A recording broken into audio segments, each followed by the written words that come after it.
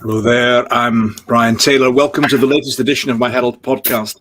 On the show today, we'll have the very latest from Ukraine as the Russian advance continues to meet with fierce resistance. Now, that will, of course, dominate our discussion on the programme today. We'll also take a look, though, at Scotland's economy. Two big issues there to look at. New Scottish Government document on future economic strategy for the next 10 years, focusing in part, quite largely, in fact, on jobs from renewable energy, and a really intriguing analysis on energy policy in the Herald. It's the latest stage in the excellent Scotland's Future project. Actually, just to let you know, I'm offering a special online programme next Monday, giving Herald subscribers the chance to question the experts on that very field of oil, gas, energy, etc. Now, more on that later in this show. But first, of course, Ukraine. Joining me today, the top political team from the Herald, political editor Tom Gordon, Westminster editor Hannah Rodger, and political correspondent David Ball. Welcome all. Hannah, quite go to you first, if we can, to Westminster. Quite remarkable scenes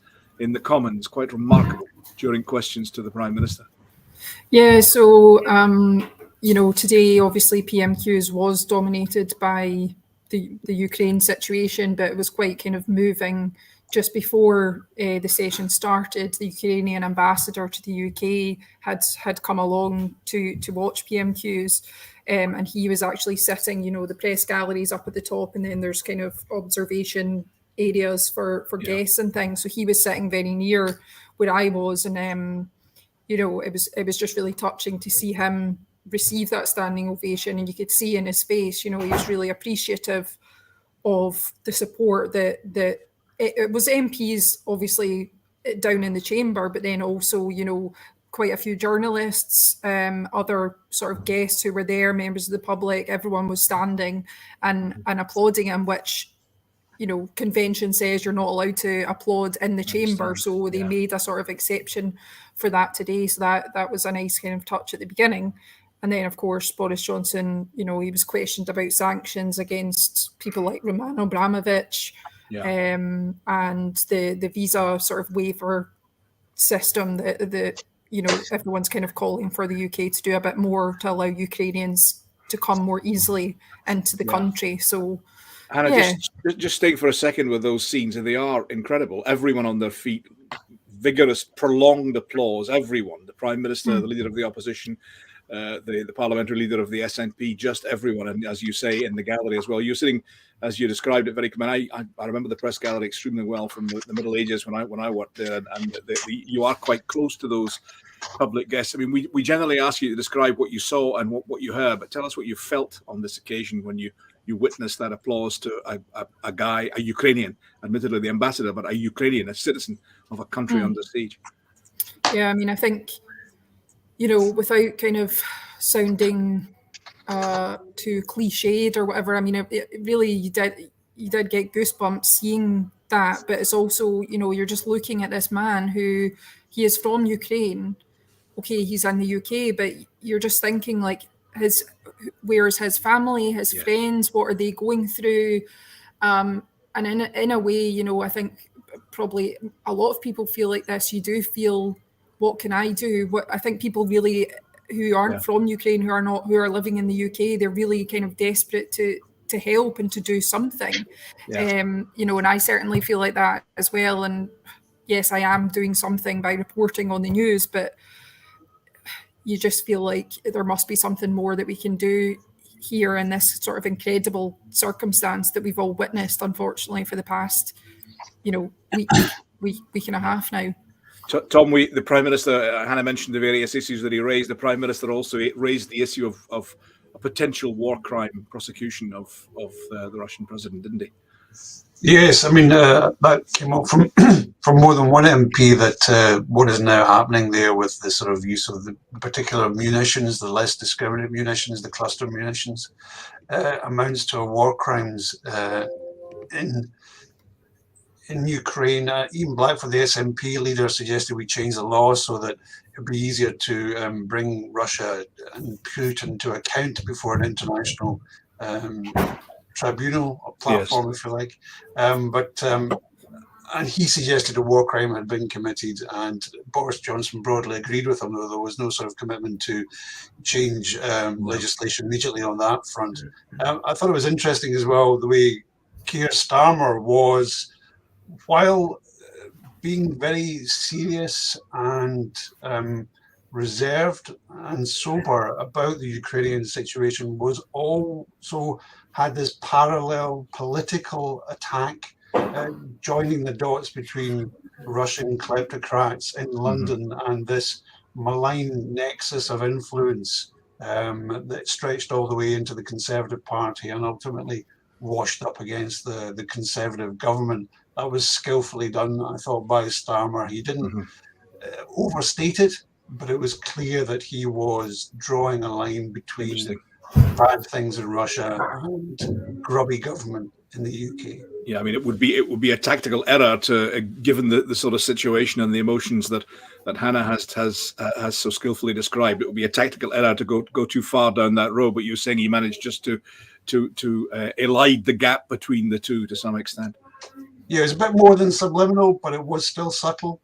But you could tell what he was doing, and you could tell that Boris Johnson was getting rather rattled by it, because he started to flap about what he was and wasn't doing. He said everyone should be terrifically proud of what the UK government was doing, but it was clear that it was not doing very much. And I think Starmer pointed out that this register that's planned of that will reveal the ownership of some of these luxury London mansions, it may take 18 months to come fully into effect, which seems a hell of a time, at any time. But when you're trying to track down illicit gains and sanction people during a conflict, that's an absurd amount of time to take to get real about this issue.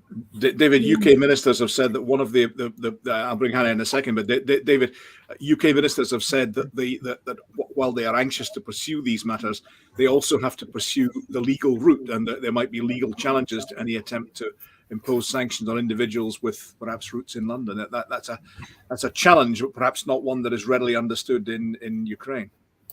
Yeah, I think in Ukraine, obviously, it's very emotive, fair enough, because obviously it's so harrowing and they just want action straight away. But obviously there are legal hoops that have to be jumped through. And obviously the Russian economy, oligarchs have been so entwined in the British economy for so long. It's going to take quite a bit of effort to sort of untangle everything and make sure it's done properly. So there will be frustration, obviously, in Ukraine about why it's taking so long and why it can't be as direct action as they would like to see. But obviously the UK government wants to get it right and make sure it holds up. Hannah, what was your take on the tenor of the discussions at PMQs? Well, I think just picking up on what Tom was saying earlier, I think Starmer obviously was quite skillful in that sort of trying to link what's going on in Russia and the sort of creeping in of influence in the UK. One of the things I did notice, I can't remember exactly which MP, it was a Labour MP, basically just came out and said, like, Boris Johnson, are you going to return, or are you going to donate the £2 million which has been donated to the Tories via Russian donors to Ukrainian, support projects, which clearly is very opposite from what Keir Starmer did in terms of trying to be subtle. This guy just kind of came out with it, but Boris Johnson was not happy about that at all. He really got quite exercised about it. And, he gave a very strange response, which was basically, we must remember that this is not an attack, or we are not against all Russians. But of course, we're not against all Russians, but the donations this MP kind of pointed to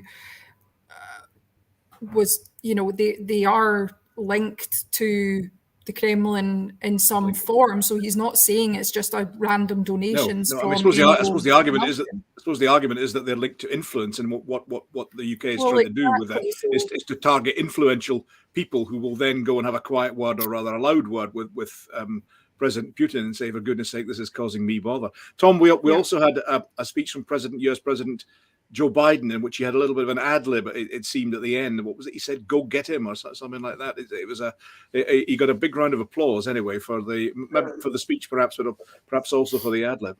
Yeah, the State of the Union address last Yeah, night. yeah. I think that wasn't actually, was it Go Get Him or We're Coming For You? Go Or something get him, like I that? think, or something like that. Yeah, it was Go Get Him. That did sound quite gung-ho, but again, we're not seeing anything No. to match that rhetoric. That was just a little bit of an ad-lib there. And particularly the no-fly zone, which has become a big issue this week, both from demands from Ukraine or appeals from Ukraine for keeping the skies clear of Russian jets and bombers, and NATO steadfastly refusing to entertain that because it would mean instant conflict between Russian and Western planes in the sky. You know, one would have to shoot the other down, and war would then commence on a wider front. Since Tom, you've raised that. Let's go with that. I mean, it was the Prime Minister was asked that by a Ukrainian journalist, wasn't he? And looked, frankly, rather very uncomfortable. But he had to say, "Sorry, no." If it would explain why he felt he had to turn that down. I mean, this is very interesting debate this week. I think we had a former UK General Chief of Staff, Richard Barnes, was talking about this earlier in the week, that the no-fly zone would become one of the big issues of the week. This is basically people in Ukraine saying, please, can you ensure that there are no Russian aircraft overflying the country? Russian bombers, for instance, we've heard about. It's not just simply missiles that have been sent in from into Ukrainian cities. We've heard about bombs being dropped as well from aircraft, and certainly pilots could fly over the country. But to enforce a no-fly zone, Western countries, NATO countries, would have to be prepared to literally shoot a Russian plane out of the sky above the country. Engage directly in warlike by strong language, or we're going to be stern words or anything like that. Yeah, it has to come down to literally shooting Russian planes out of the sky, and that is a declaration of war and will be taken as such by Russia.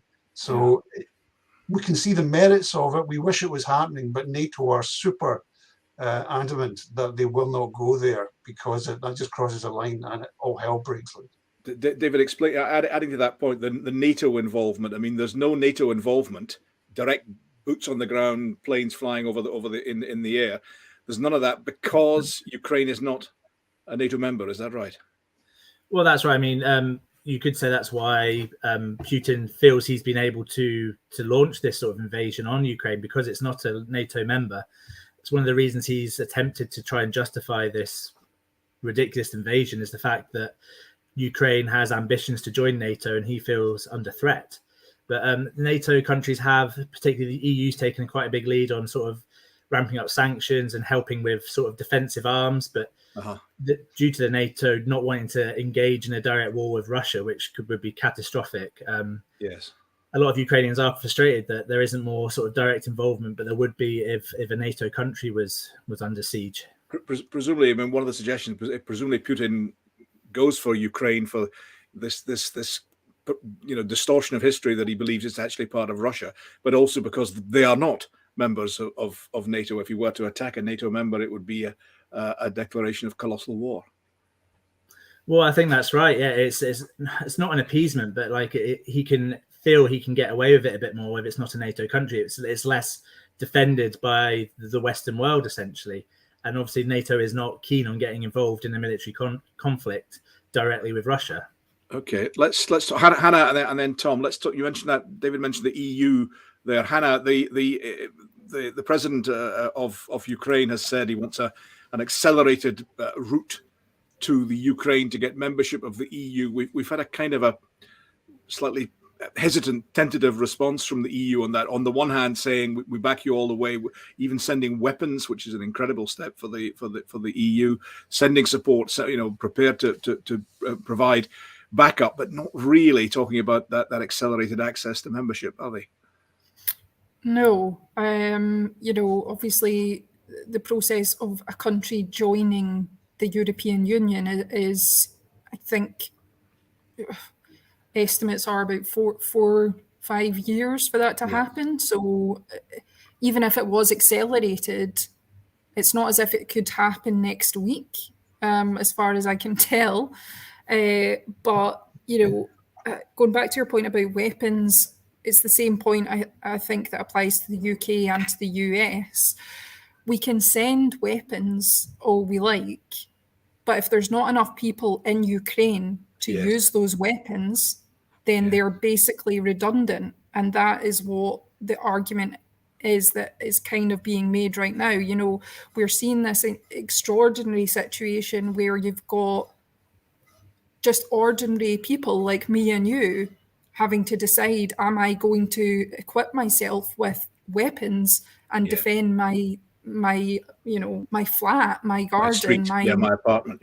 You know, it's so difficult to imagine. I mean, we can't sit here and pretend that we can imagine what that is like, but you know, and as the comparison's been made as well throughout this whole thing, it is really a David and Goliath situation. And you just kind of wonder, okay, everyone's sending weapons, but if there's not enough people to use those weapons and they don't know how to use them, how effective are they really going to be? And is it just, I'm not saying it is, I'm saying, is it being done by certain countries to make themselves feel as if they're doing something?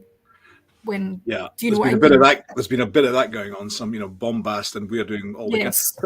Tom, is there a serious prospect of Ukraine getting early EU membership? Is there a serious prospect of Ukraine being admitted to NATO in the short term?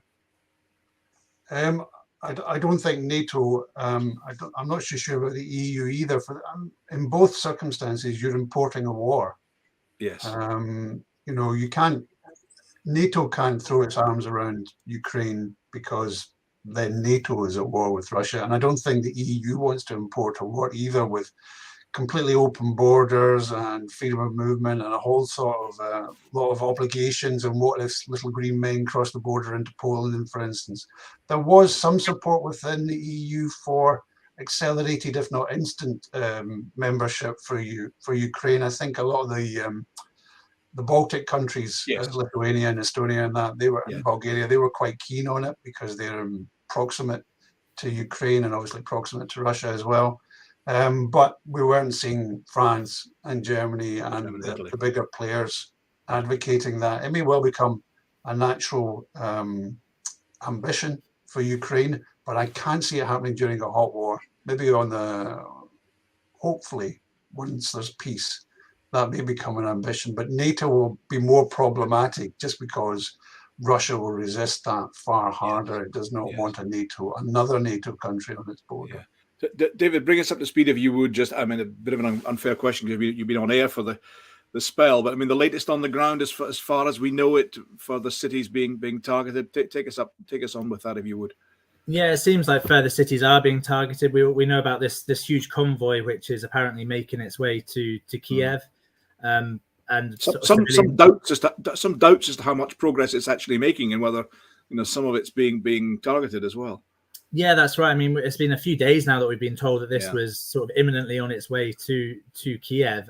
There's been strikes, airstrikes, and sort of ground strikes in some of the big cities in the east of the country, and basically Russia telling the civilians to get out. There's obviously been a lot of civilian attacks in the last couple of days, there's reports that a Holocaust memorial was sort of targeted as well. So. Yeah, well, we'll just have to wait and see whether that sort of siege on Kiev does materialize as the Russians are sort of threatening and saying it's imminent. Yeah, and Tom, let's talk about a couple of other issues. The issue of sanctions, Tom, we discussed that earlier. I mean, how effective are they being? How effective can they be? What are they intended to do? What is the purpose? What's the intent of sanctions? We understand. We've discussed why there isn't a military response. What are the sanctions intended to achieve? Well, ultimately, they're intended to achieve Vladimir Putin, change of mind in Vladimir Putin, indirectly through attacking and freezing the assets of people around him who, in theory, will then start to grumble about it and say, well, perhaps there is a smarter way out of this. And there'll be a sort of ripple effect. And that pressure will kind of move from the lower rungs up towards Putin, and he might change his mind. But I mean, he must surely have calculated that sanctions would follow this. Sanctions typically are more of a longer term play they take a while to bite. I mean, what's been interesting in this instance is that things have happened very rapidly on the sanction front. Yeah. The economic sanctions have caused that. We saw the plunge in the value of the ruble. The Russian stock exchange is still closed since the start of the week. It didn't open in case there's a mass sell-off in shares.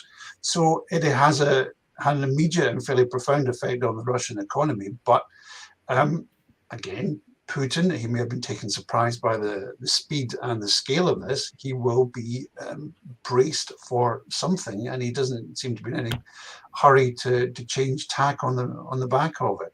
I mean, this is really kind of existential for him. If he fails in his objective or has a sort of public humiliation in Russia on this, then blood will be in the water, and the sharks around him will scent that, and he could be on his way out. He seems in the images. He seems in the images you see him. He seems almost physically isolated. He sits remote from his advisors, and one wonders whether he's intellectually and thoughtfully isolated from them as well, and not really paying an awful lot of attention or getting advice from a very narrow this kind of sector. Strange kind of Howard Hughes element to him. He seems he's become kind of germophobic and very worried about COVID, and everyone who goes to see him has to have a week's isolation before they see him, and there's all sorts of medical screening before folk go to see him. And then, of course, once they get to him, they're terrified out of their wits anyway. So there is this physical isolation, there's this lack of frank advice. It's just an echo chamber, and it's becoming kind of weird. Weirder and weirder looking, I think, to say the least. Hannah, the issue of refugees, Scottish government involvement there as well. The Prime Minister announced a system of transferring refugees here, that they had to get visa application. They extended the system now, saying that the UK could take up to around about 200,000. It's not known how many if will come in those numbers. Nicola Sturgeon has now written to the Prime Minister, hasn't she, saying that he should drop this requirement for visas to be completed, and drop the red tape surrounding the access of refugees to these islands. Mm-hmm. Yeah, I mean the issue with refugees. I mean, again, I just can't quite believe we're talking about refugees in the context of people from Ukraine. I know. It's very, very hard to comprehend. But when we're talking about refugees from Ukraine, I think that there has been some surprise, not just within the kind of usual corners like the SNP and Holyrood, but also from within the Conservative Party, that the UK hasn't gone further in terms of its offering to help people. I think it was expected that the UK would follow what the EU has done, which is basically, maybe not for 3 years, but the EU has waived the need for visas for 3 years for Ukrainians. Yeah. Now, the UK government will not waive visas. So to come to the UK from Ukraine, you still do need to apply for a visa. The rules around who gets a visa have been loosened. So, the points-based immigration system that Priti Patel has brought in, which requires you to earn a certain amount of money, for example, to be able to come to the UK, that has been lowered. It's not been removed, so you still are going to have a certain salary. Now, how does that work if your job and the country that you worked in has been destroyed? I'm not entirely sure. So there's issues with that. And people have said this definitely doesn't go far enough to help people. Now, there was an announcement yesterday that there would be a slight amendment as well. So there would be some sort of scheme to allow individuals and communities and employers to sponsor. So it's opening up. Yeah, the sponsorship by companies. So it's opening up at various points. Yeah. Yeah. So the interesting, there isn't. I looked myself actually this morning. There is no detail from the Home Office on this policy as yet. Now, they've said, and Priti Patel has held her hands up and said, I cannot give you the details of this right now, but this is what we're planning to do. But it's going to be led by a different department. So there's a lot of coordination going on. But really, that does need to be sorted out and ironed out very quickly, because these people want to come here. They can't be waiting. And presumably, if you're sitting in a bomb shelter in Kiev, you're hardly in a position to be scrutinizing and searching every dark corner of the web to try and find the forms from the Home Office to get sanctuary. Yeah, exactly. And I mean, there are now, obviously, you know, there's a lot of MPs inboxes filling up with constituency cases, but we've had, you know, a few cases that are quite notable. Angus McNeill, the SNP MP, yesterday raised a case of a businessman on the Isle of Lewis, who's got 20 Ukrainian relatives who he wants to help bring to the Isle of Lewis. And, you know, there's space for them. As far as we can tell, there's no issue with them coming, but he just physically can't, you know, I think there's an issue with the visa requirements application. So there's a lot of situations like that, of either Scots who've got relatives or people who live in Scotland but are Ukrainian. You know, there's just a whole mixture of issues here, which obviously, you know, it's not easy when a country suddenly becomes at war. So thanks for that. Let's take a couple of final issues before we move on to the economy. With Tom, something that's been covered by the Herald, a couple of tweets from SNP members, Michelle Thompson and Mike Russell, rivals suggesting, Michelle Thompson actually apologised, rivals suggesting they were drawing, I don't know, an inappropriate comparison perhaps between the situation in Ukraine and the situation in Scotland. Take us through that. Yes, Michelle Thompson was the first out of the traps on this one. She had a thoroughly bizarre tweet, to be honest. We had an image released by the Ukrainian parliament of President Zelensky signing that application for fast-track EU membership. And he had sandbags in the background. The city outside was being shelled. And Michelle Thompson retweeted a picture of it with the words, "Delighted for Ukraine."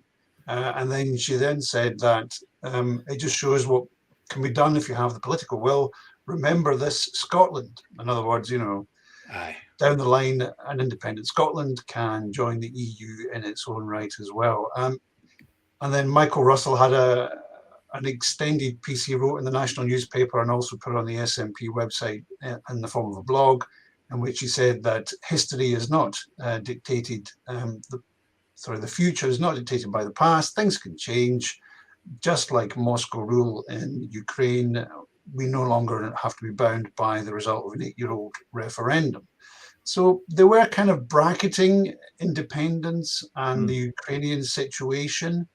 It was pretty forced, to be honest. I think this is just part of the SNP's bad habit of trying to bend whatever event is taking place in the world to the independence narrative. And sometimes events are a good fit, and sometimes they're an absolutely stinkingly awful fit. Sometimes you better keep your mouth or your posting pen. And since then we've had Angus Robertson and we've had Nicola Sturgeon both saying, look, folks, there is no direct comparison between what's happening to Ukraine and Scotland's constitutional status. Everybody calm down. Leave it alone. David, just very briefly again before we move to the economy and finally sport, if you want to put it that way. Football is inconsequential amid conflict. That's the comments of the SFA saying Scotland won't play any fixtures with Russia. So on the sporting boycott, if you like, there's a dilemma with the Paralympics, isn't there, David? Well, there is. I mean, because it's so sort of immediate, it's upcoming. Obviously, the sporting world is trying to sort of freeze Russian participation out of these majors, basically having nothing to do with athletes representing essentially the Russian state. The Olympics is a strange one because they'd already been sort of under sort of midpoint sort of sanctions for sort of previous doping things. So athletes are already not technically representing Russia. It's the Russian Olympic Committee. So there is a bit of a dilemma with the Paralympics, whether to go further and to sort of not let these athletes take part, but there seems to be a bit of unity across the sporting world to basically ensure that Russia is frozen out of competing on a global stage. Even FIFA after wavering initially, Chums, thanks very, very much indeed for that. Of course, it's not the end of the discussion on Ukraine. We will do much more on that in future shows, and watch out the Herald website. Let's turn just towards the end of this this podcast to the economy. A couple of big issues on that, big talking points. New Scottish Government economic strategy document for the next 10 years, talking about building entrepreneurship, building skills, building new market opportunities. And among those new market opportunities, particularly net zero energy, renewables, etc., enhancing productivity, all sorts of stuff. At the same time, you have today the latest in that quite remarkable series in the Herald on Scotland's future. It's about energy, it's about oil, it's about gas. Let's take those two. Tom, the economic strategy paper, first of all, it pleased most business folk. The comment was generally positive, but Sir Tom Hunter had a bit of a go at it today, even though it is stressing the need for enterprise. He just wondered whether it was going to actually be able to deliver that, didn't he? Yes, so Tom Hunter was really acerbic and said it was just a wish list with no magic wand to make it work. Businesses were enthusiastic. Certainly, the Scottish Chambers of Commerce, the Federation of Small Businesses, they said there is things here we can work with. It's definitely got the right kind of outlook for those business groups. So they were very enthusiastic, not even sort of mildly, but absolutely red hot for it. However, that was not the universal reception for this thing.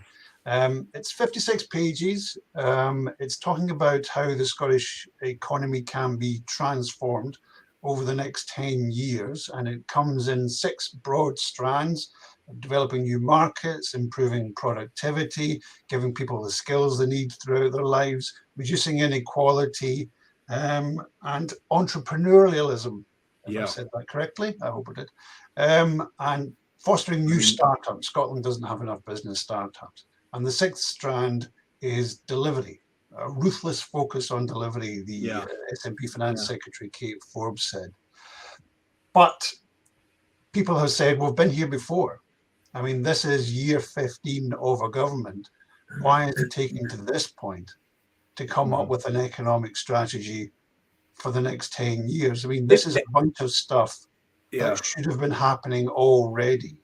And it does feel a bit like the levelling up plan we had from the UK government.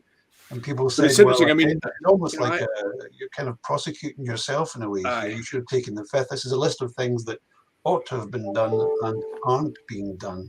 I mean, I wrote an article chiding the Scottish government for, not taking a decision on whether it was in favour of enterprise or whether it was in favour of taxation or redistribution. This would appear to be the entrepreneurial answer to that. Tom Hunter saying we don't have the emphasis on enhancing productivity, but it appears to be at least making a choice, doesn't it, Tom? Well, it's very private sector. Talking about, I mean, productivity is the killer. I mean, if you fix productivity, you're probably going to get more economic growth. But even it seems it's strange. It's a strange policy document, to be honest, because there's not a lot of detail in it. We were told to wait another 6 months before we get the follow-up plans. The bottom line is pretty modest. It's talking about a 5% above trend increase in GDP over a decade. That's an extra 0.5% of GDP growth per year over a decade. It's not that stellar. The unions hate it because it seems to focus on the bright, sparkly, cutting edge of the economy, but not the bulk of the economy, the sort of everyday economy like shops, where people actually work and earn their crust. It seems to be beguiled by the more kind of esoteric things like satellite launches and things like that. But it does talk about a sort of much closer partnership between the public sector and the private sector. So we have Nicola Sturgeon chairing an investor panel, which will sort of try and lure overseas investment to invest in a green economy and help the just transition towards net zero. And in return for that, investor thoughts and wishes will be taken into the regulation. So there is a whiff there that big business can help write the rules for the next 10 years, which again has gone down pretty poorly with the trade union. David, link it for me if you would to these articles today in the Herald, the beginning of it, and the second tranche of the Scotland's Future series. We have Alec Kemp talking about the potential exploitation of oil and gas, contentious issue. We have James Black on renewable technology. Link the two if you would, because one of the big talking points in the Scottish Government strategy is about net zero, is about renewable. Link that if you would for me, please.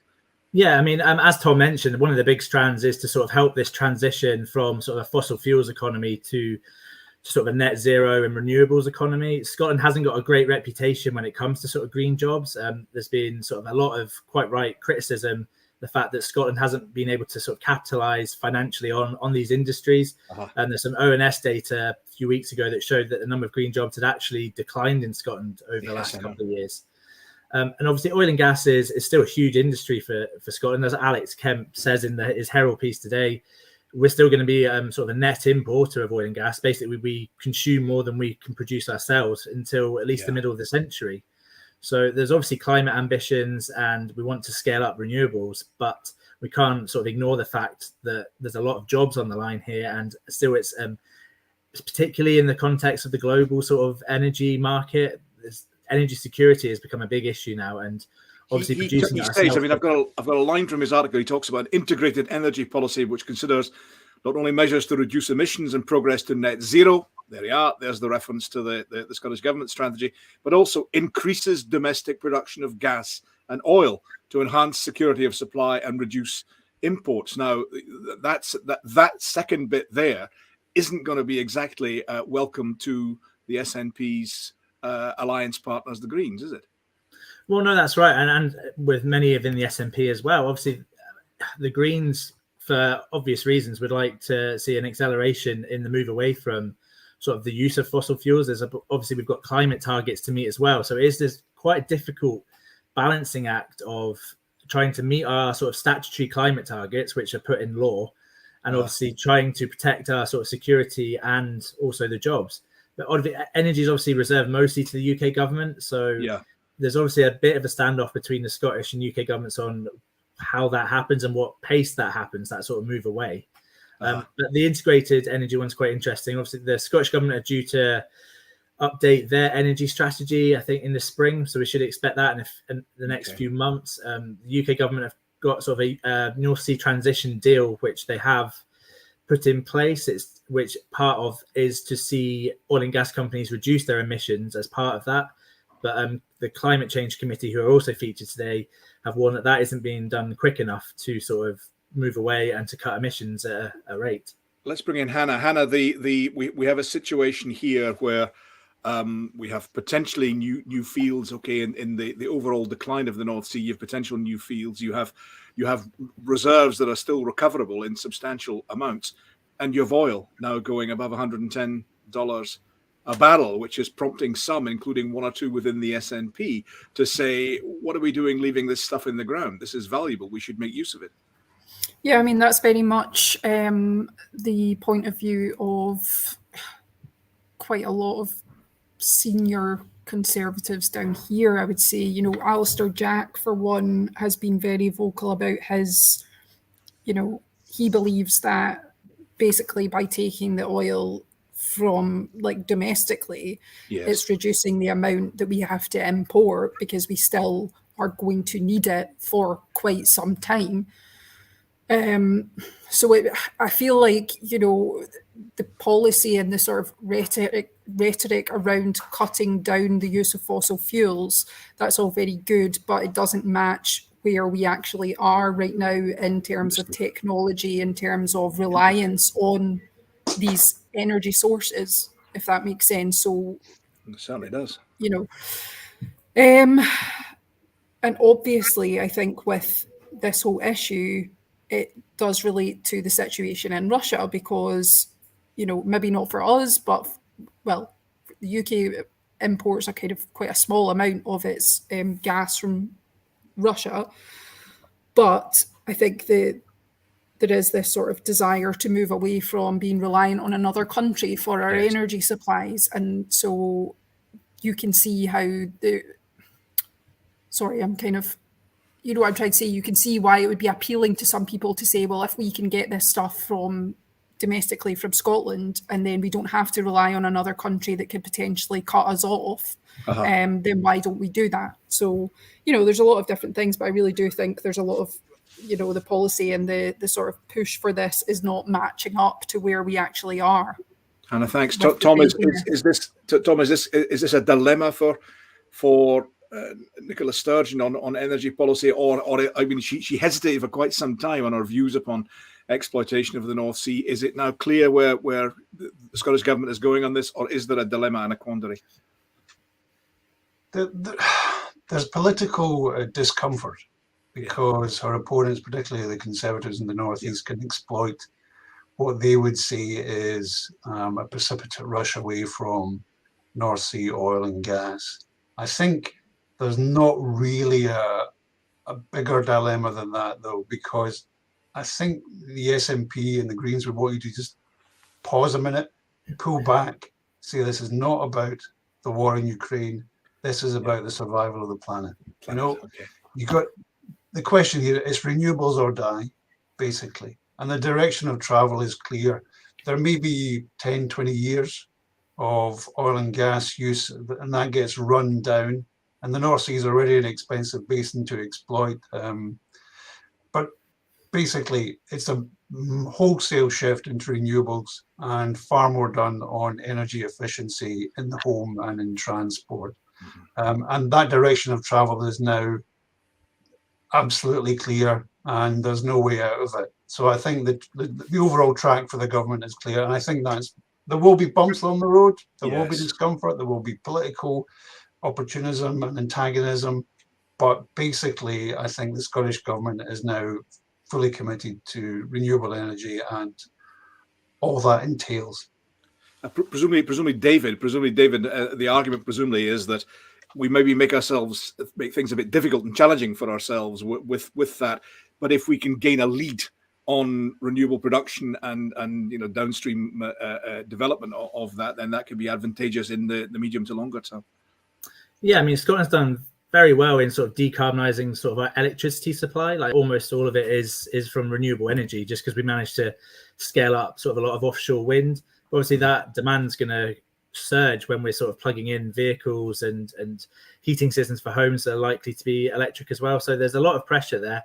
And we had the latest round of sort of ScotWind contracts that the Scottish government have handed out. And they're trying to put things in place in the contract. So this time we get that supply chain benefit of the renewables as well. But obviously, these things take time to scale up. We can't just sort of switch the taps off for oil and gas and switch on some wind turbines. It's a long drawn out process, and we obviously need to be planning ahead for sort of energy demand, and we need to reduce that sort of demand that we have for oil and gas, as well as sort of the supply issue. We need to sort of wean ourselves off it essentially to some extent as well. David, what more can we expect? We've got the crawler running along the bottom there saying people can read the Herald special Scotland's Future series in full so far at heraldscotland.com. What more is there to come on this latest one, the oil and gas? What can we expect over the next few days? Yeah, so energy's obviously got huge practical sort of implications for Scotland in the future, especially through sort of a climate change sort of lens. It's also become a huge sort of political football. So we'll have experts examining sort of oil and gas, renewables, including sort of marine and tidal power, which still hasn't really got off the ground. It still stutters. And whether Scotland needs to sort of embrace nuclear, which the UK government are quite keen on, but the Scottish government oppose it.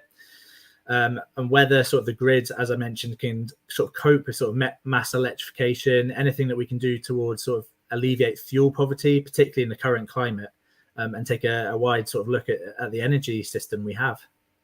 Okay. David, Hannah, Tom, thank you all very, very much indeed for joining me for this podcast.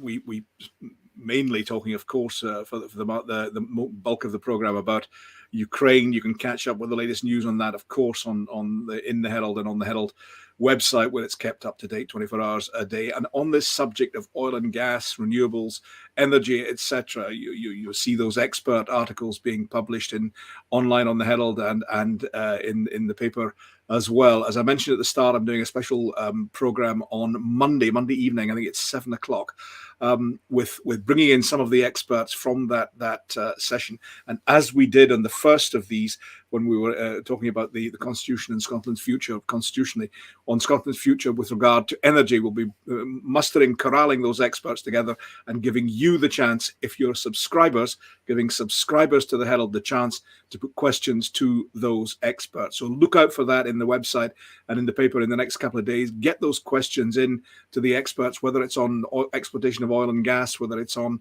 the use of renewables, whether it's on getting our homes and our driving and our cars and our transport all ready for the changing system. Get those questions in, please, and I'll put them on your behalf to those experts on Monday. Stress that's open to subscribers only. It's for the club. Anyway, David Ball, Hannah Roger, Tom Gordon, thanks very much indeed. And from me, Brian Taylor, toodaloo the new.